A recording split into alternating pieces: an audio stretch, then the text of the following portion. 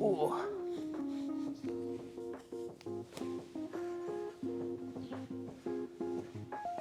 Oh, what be crack-a-lackin'? Other than my knees. April 9th, the start of the next phase of this journey, this 2024 journey. The powerlifting meet is over. Now it's time to lose some weight. And how we're gonna do it?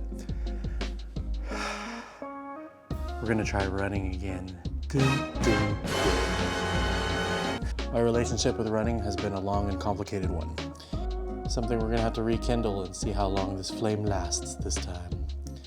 But yeah, I'm going to be starting a beginner 5K program just to get myself moving again, start feeling what it's like to run.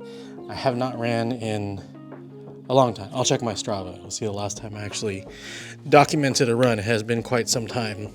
Excited to start, but definitely a little nervous. See how these knees hold up.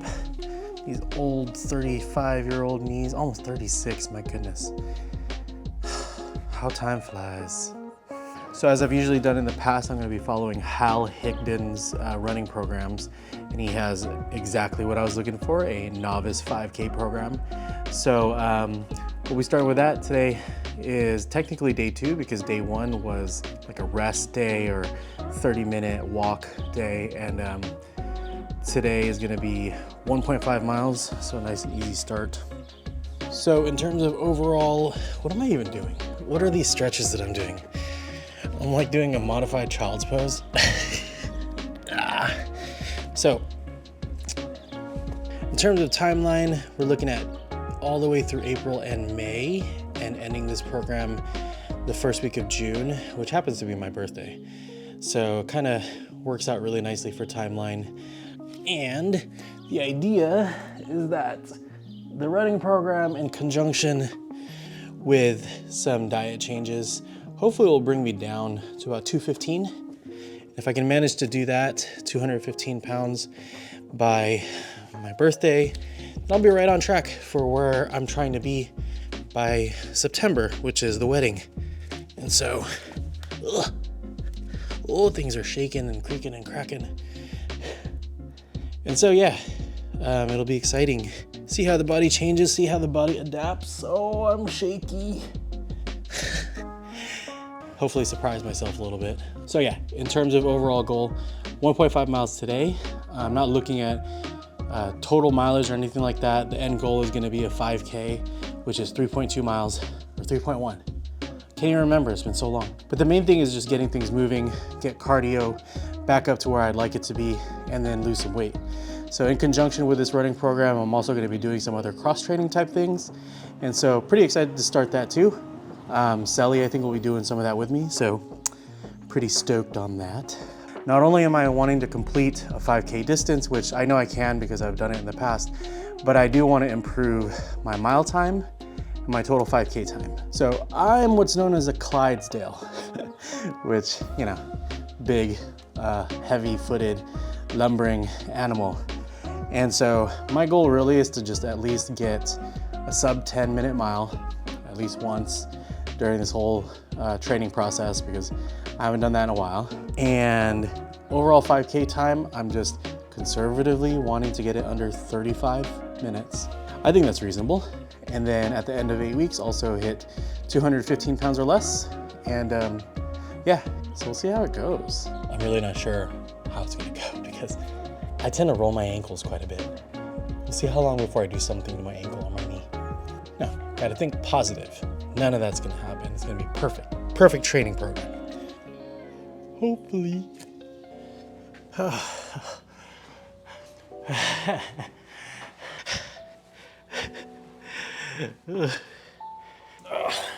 Oh my God.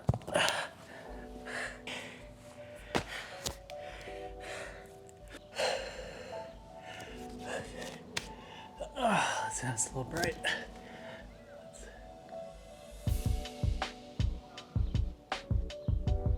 Hello.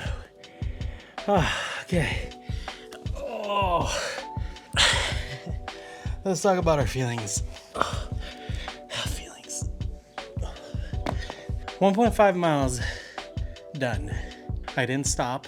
That was one of my goals for today. What am I feeling? I'm feeling my quads big time. I haven't felt my quads working as shock absorbers in a long time, other than when I was squatting and just had to shock absorb once, right? Mechanically, felt okay.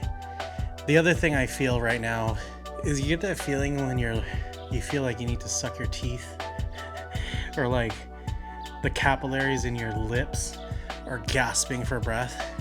That's kind of how I feel right now. My lips need more oxygen. And so thus, my lungs are kind of burning. I have pretty bad seasonal allergies and it's in the midst of spring right now. Didn't feel great to breathe. So felt a little short of breath, but not overly winded. It felt relatively okay. On 0 to 10 scale, of 0 being like, I cannot go run for any reason, and 10 being, I'm race ready. Today was like a solid 5.5. I think not stopping for the 1.5 miles was a big win, big mental win for me today too. Yeah, I got to try out some new running shoes today. It's the first time I've changed running shoes in forever, 10 plus years. I've always used the Brooks Beasts in one form or another. Always served me well. But I just recently changed to a different pair of shoes, and I could talk more a little bit about gear. So get inside, because yeah, I want to get upright and hydrate and reanimate. Oh gosh. Much better. All right, so let's talk about the tools, right? First and foremost, probably most important in my opinion, the shoes.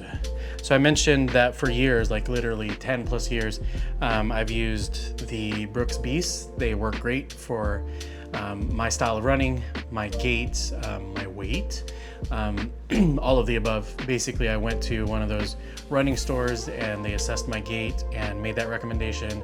I tried it out for a few months, loved it, and literally never went back, just kept buying the same thing. You know, every few years they'd come out with a new one, try that out. Sometimes they'd be out of stock, so I'd buy the older versions. It all worked great for me, very stable and just supportive. I decided this year I wanted to kind of switch things up, so I went with the Nike Pegasus 40s. And so these are custom colorway, I think is the hip way of saying custom color. Of course, I had to make them customized. Oh yeah, custom with my with my name on the back there, a little Cal Froyo action. And so, yeah, first run with these felt awesome. Most Nikes are a little too narrow for my foot, and my foot is a little bit wider. And these ones actually have a great wide toe box just out the box. Everything felt good, felt very supportive, felt very light and springy, which I love with new shoes. I'm pretty horrible with getting shoes when you're supposed to.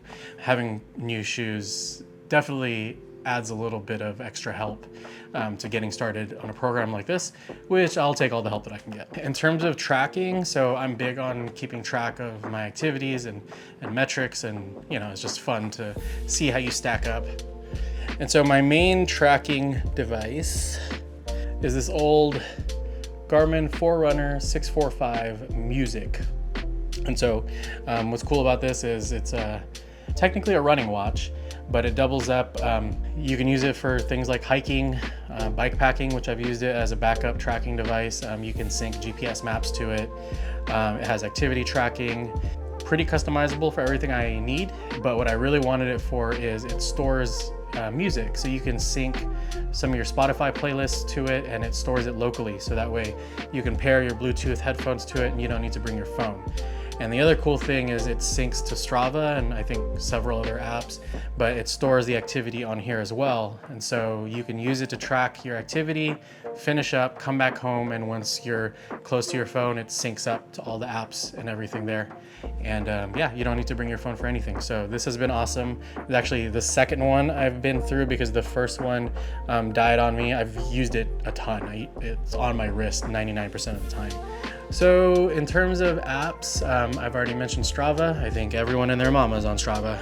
And of course, as you know, if it's not on Strava, it doesn't count. And so the cool thing about Strava, well, I paid for the premium version of Strava. You can load, you don't need the premium version to do this, but you can load different pieces of equipment. So my bike configuration, my shoes, and you can link different activities to different pieces of equipment. So that way you can actually track total mileage. So for instance, they recommend changing out your running shoes every, I think it's 500 miles or so.